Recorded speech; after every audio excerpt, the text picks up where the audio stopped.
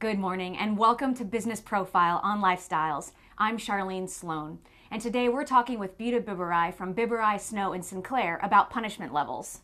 Good morning. Good morning. How are you today? Good. So talk to us about punishment levels. What I wanted to do is to discuss today the lower level of criminal offenses of misdemeanors and what the consequences of a conviction can be for an individual. Okay. Yeah, tell us about that. So, people think a misdemeanor is obviously lower than a felony and that it doesn't really affect your record as much, but is that really the case?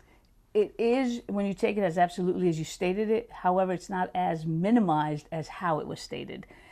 In Virginia, especially, a conviction for a misdemeanor is a conviction that will stay on your record forever. Unless, obviously, that is something that you can get a governor's pardon, but that's so small in number that really doesn't warrant discussion at this point. So what are the different levels, punishment levels, then, for a misdemeanor? All right. The way that the Virginia statute sets it up is that the lower the classification for the misdemeanor, the higher the severity. So a Class 1 misdemeanor is the highest in the severity of all the misdemeanors. The maximum punishment is up to 12 months in jail and a $2,500 fine.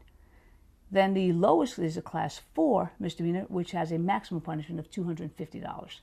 So what is the difference then? Obviously, criminals aren't thinking about punishment levels before they commit their crimes, but the implication for them is that, say you get into a fight, a punch to the face may be treated differently as, hitting someone with a baseball bat or something. Yeah, definitely, because depending on the injury to the person who was harmed, as well as the intent of the person who caused the harm, that level may be no longer in a misdemeanor arena, but it might actually become a felony. So those are things that somebody wants to be careful about, is that in that moment that you're making a decision, you can't let your emotions and your reactions control you, but you do have to stop and think, is there a better option, which is not to engage so that you don't have the risk of being convicted. Sure. And then if you are convicted, say previously, of one of these misdemeanors, the level might then be something important to you later if you commit another crime. Is that correct? That is correct, because obviously the court is going to judge what consequence it should impart upon you based on what your past history is.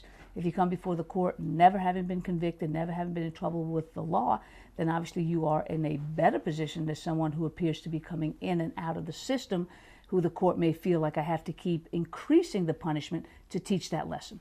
Sure. So it just goes to show that maybe the best lesson is crime doesn't pay. It's and just don't do it, because it's so complex, and to understand all of these ins and outs, I think is, complex for anyone, let alone someone who's, letting their emotions go wild. It is, and in most of the cases that we deal with at Biberaj, Snow & Sinclair, it's after the fact, and these people aren't bad people who've made these decisions. It's a situation where they made a bad decision, and that's what we try to do, is to assist them through the process.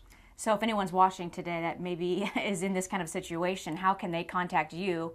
Because it sounds like the Loudon lawyers know more information and probably should seek legal advice before they go to court. They should always do that, because it's a process by which, if they don't know the rules and the processes, they are at a huge disadvantage, even if factually they're in a strong position. And people can check you out, loudonlawyers.com. Yes. And what's your phone number? It's 703-779-2000. Oh, great. Thank you so much for talking to us today. Thank you. And thank you for watching us on Business Profile on Lifestyles.